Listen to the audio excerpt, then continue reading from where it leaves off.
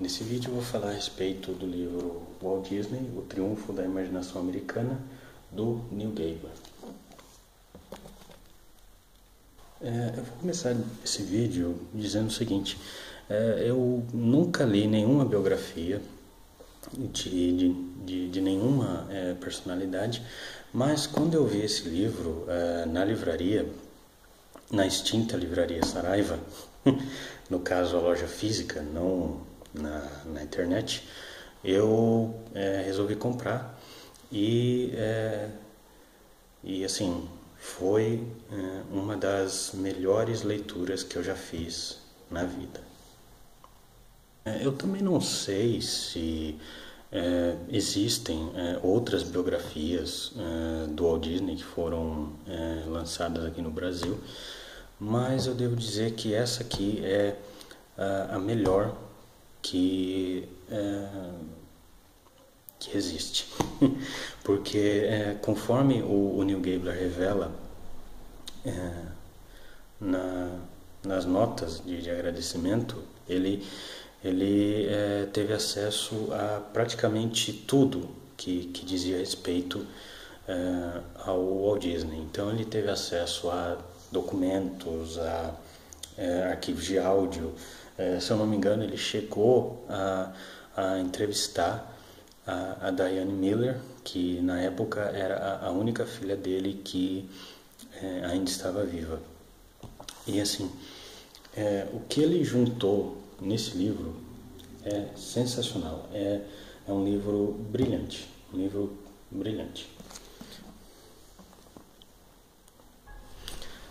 Então aqui, o que ele faz? Ele resolve nos contar tudo sobre o Walt Disney, desde o seu nascimento até a sua morte. Porém, claro que ele não nos conta só sobre o Walt Disney.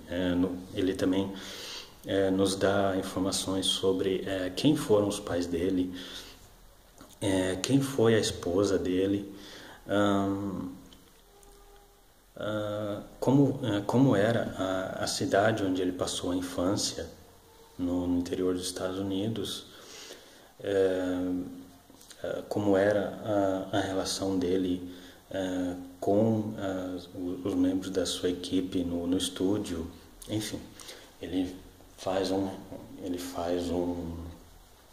relato completo e bem detalhado, muito bem detalhado. Mas claro, além de fazer esse relato, ele também nos conta como ele era pessoalmente, como era a relação dele com a esposa, como era a relação dele com a família, com o irmão Roy, que foi talvez o seu grande companheiro de aventuras, vamos dizer assim, dentro do estúdio. Ele deixa bem claro que a vida dele não foi nada fácil, porque desde pequeno ele era forçado a trabalhar nas ruas como entregador de jornal, isso desde muito pequeno mesmo. Depois, quando ele ficou mais velho, ele se alistou na Primeira Guerra, onde lá já demonstrava que possuía talento para desenhar, chegando inclusive a fazer caricaturas dos companheiros de pelotão. Depois, quando ele se mudou para Califórnia, para Hollywood, onde ele primeiro começou com uma série de curtas que combinavam animação e live action, chamado Alice's Wonderland, que, como o título entrega, era inspirado na Alice no País das Maravilhas. Depois ele nos conta como foi a criação do Mickey Mouse e depois a criação do Pato Donald, que conforme diz aqui, era uma espécie de versão contrária do Mickey, não é? Porque enquanto o Mickey era aquele personagem puro, inocente e tal, o Donald já era aquela figura meio maluca, meio esquentada, enfim, aquele Donald que a gente conhece e ama até hoje, né? Depois ele nos conta como foram as produções, primeiro dos seus 5 principais filmes, Branca de Neve, Pinóquio, Fantasia, Dumbo e Bambi, passando pelas produções dos filmes que vieram depois, né, tanto os de animação quanto os live action, quando ele resolveu se aventurar no live action, quando perdeu o seu interesse pela animação. Ele nos mostra também que o Walt Disney era um homem, vamos dizer assim, extremamente obcecado pela perfeição, isso já desde a criação do primeiro estúdio, isso lá na metade dos anos 20, e que essa obsessão pela perfeição era levada ao extremo, tanto que em determinado momento ele chegou a sofrer um colapso nervoso, não só motivado por essa busca incessante pela perfeição, mas também por outros problemas, né? Por exemplo, a traição do Ub Iwerks, que era um animador que estava com ele desde o começo, provavelmente desde a criação da Life-O-Gram, que era o primeiro estúdio de produção de filmes, até os abortos que a esposa dele sofreu na tentativa que eles tiveram de ter filhos. E, enfim, isso tudo foi demais para ele, o que acabou gerando um colapso nervoso que ele teve lá nos anos 30, provavelmente começo dos anos 30, enfim. E além dessas informações, ele também nos diz que as produções dos 5 principais filmes não foram fáceis, porque principalmente por causa do tempo, né, principalmente em relação a Branca de Neve, Pinóquio e Fantasia, que acredito que foram as 3 primeiras produções mais caóticas, né? Bambi também foi uma produção caótica, né? Porque estava em produção há muitos anos.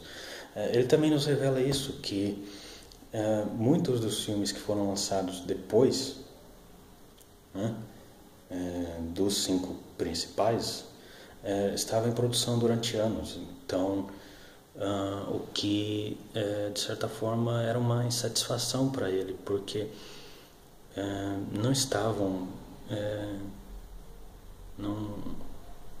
sendo produzidos de acordo com o agrado dele. Então muitos deles não foram populares entre o próprio Walt Disney. Claro, muitos deles também não foram um sucesso de bilheteria.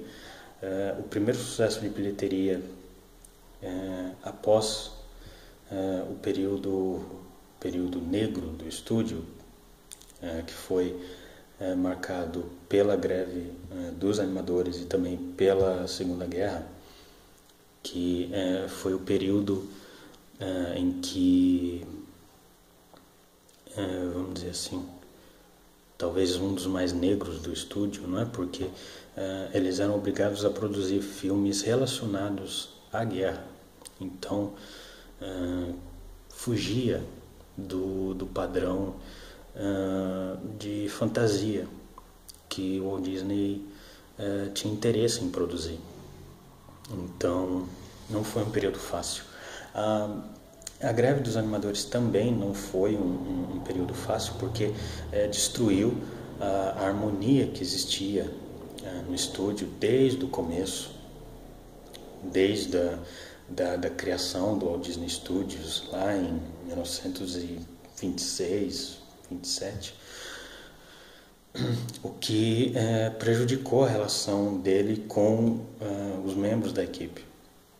Então ele se tornou um homem amargurado, não era mais assim tão alegre, tão infantil, né?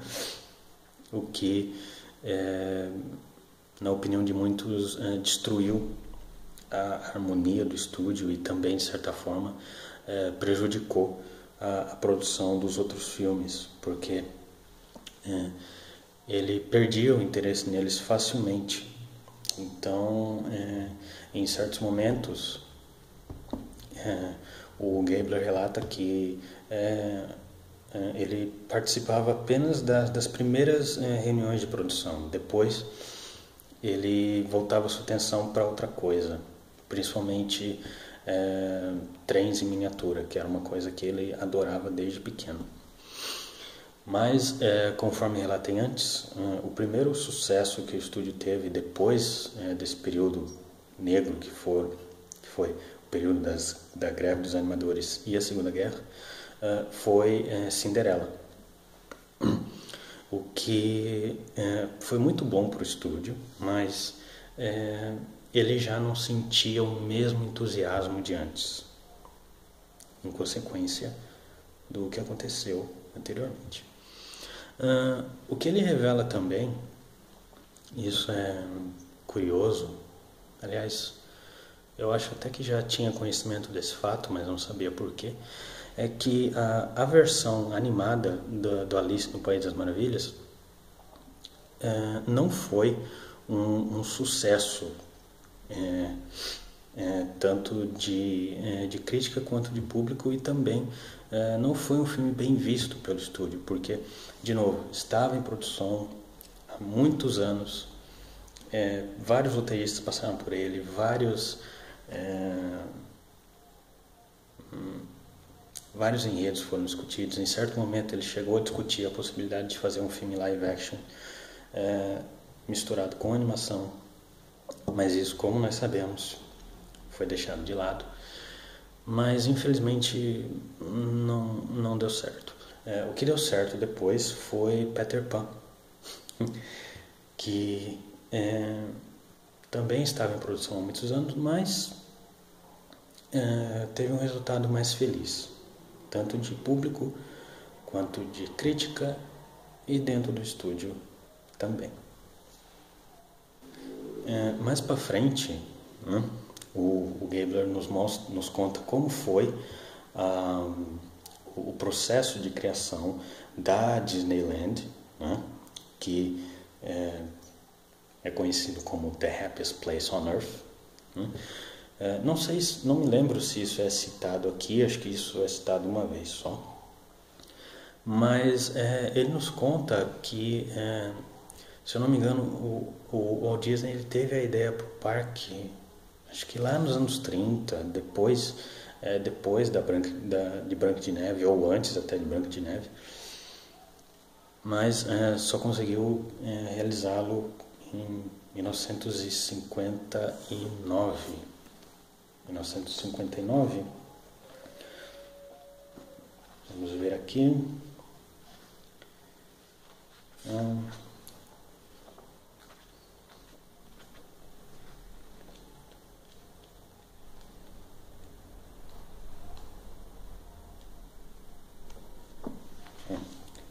Em 1955, em 17 de julho de 1955. Ele nos conta também que a inauguração da Disneyland foi um desastre, porque deu tudo errado. problemas técnicos, enfim, uma confusão. Mas para ele, pro Walt Disney, isso não importava, porque ele realizou o que ele queria, que era a construção desse parque. Também relata como foi a passagem dele pela televisão, primeiro com o programa Disneyland, depois com a série do Zorro, depois a série de filmes do Davy Crockett, que foi se eu não me engano, foi um soldado americano. Também os filmes que vieram depois, a produção da Bela Adormecida, que foi o filme mais caro que o estúdio já realizou na época e que quase levou o estúdio à falência, porque estava em conflito com a construção da Disneylandia, o que não impediu o filme de ser, infelizmente, um fracasso. E por fim ele nos conta como foram os últimos dias do Walt Disney, principalmente os últimos anos, quando houve uma certa suspeita por parte da sua equipe de que talvez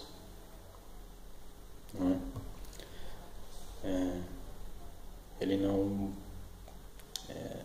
acompanharia o futuro do estúdio, o que acabou acontecendo em 15 de dezembro de 1967, se eu não me engano, durante a produção do Jungle Book, que era o Mowgli e o Menino Lobo. Além desse aspecto profissional do Walt Disney, o Gabler mostra também como ele era na vida pessoal.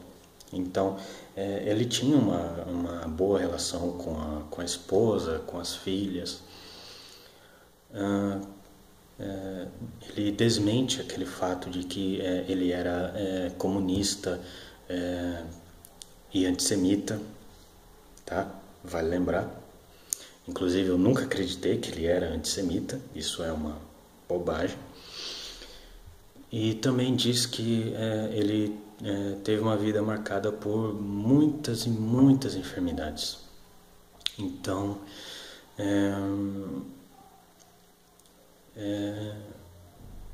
de certa forma, ele meio que desmistificou essa figura que foi Walt Disney.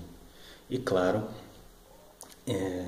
desmente também isso no começo do livro, na introdução.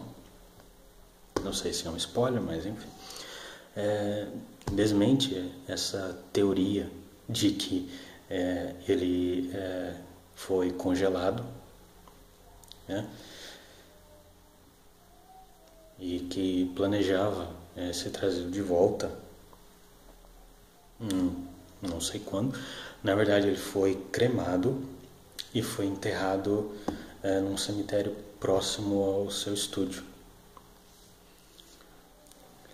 Inclusive, sobre isso, existe um trecho, vou contar, né? Vou revelar, que a Lillian, a esposa dele, no funeral, ela se aproximou do caixão dele e ele disse que o amava muito. E de fato, eles tiveram um bom casamento, uma boa relação, claro, marcada por altos e baixos, né, como todas as relações que existem por aí.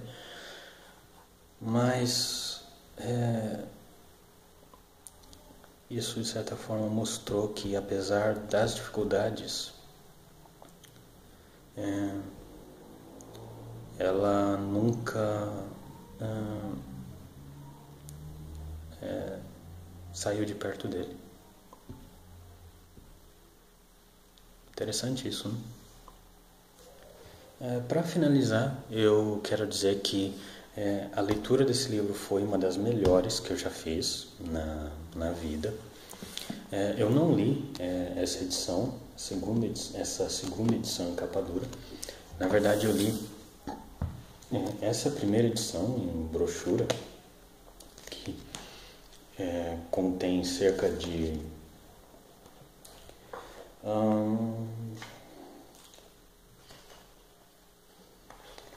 cerca de 911 páginas, sendo que 700 delas são dedicadas à história do Walt Disney e o restante é dedicado às notas na introdução, nos capítulos e também aos agradecimentos. Já essa edição aqui, que saiu em 2016, ela contém toda a história dele, mas não contém as notas e nem os agradecimentos. Então, vamos dizer assim, que é uma versão resumida do conteúdo do livro. Mas o texto é o mesmo, claro, com uma formatação diferente, né? Como o livro, como a primeira edição, ela possui fotos com textos descritivos, só que diferente da primeira edição, as fotos elas estão presentes antes do começo de um capítulo, sendo que na primeira edição elas aparecem nesse papel branco mais liso e entre os textos. Claro, isso não atrapalha a leitura, mas eu gostei bastante da formatação que fizeram, não só pela arte, né? Aqui tem também as críticas a respeito do livro, tem também essa arte que é a estátua que está no portão de entrada da Disneyland, né? O título está em alto relevo, né? Bem como essa arte aqui. A foto da capa é a mesma, né? Uma foto tirada provavelmente no final dos anos 20, no auge da popularidade do Mickey. E as críticas aqui presentes são as mesmas. Se não me engano, essa capa é parecida com a capa da versão americana. Eu cheguei a ver uma entrevista do autor no YouTube e ele estava com um livro sobre a mesa. E deu para perceber que a contracapa era bem parecida. Então,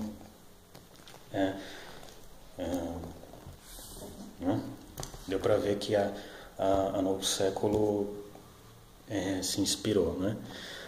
Mas, no geral, as duas edições são muito boas, são muito bonitas, valem muito a pena. Não sei se ainda está em catálogo, acho que não, talvez no Sebo da Vida você encontre, né? Como mencionei. Ambas as edições eu comprei na extinta Saraiva. A primeira na primeira vez que eu vi, porque poderia ser uma oportunidade única. A segunda edição eu comprei na segunda vez que eu vi, porque na primeira eu não tinha condições financeiras. Então, por sorte, numa outra visita a Saraiva eu a encontrei e eu comprei. Então, para finalizar, essa foi a resenha de Walt Disney, O Triunfo da Imaginação Americana, do Neil Gabler, um dos melhores livros que eu já li na vida. Se você entrar no site, você vai encontrar a resenha com a nota, nota 10. E se você gostou, não esqueça de dar o seu joinha e compartilhe. E é isso, muito obrigado e até o próximo.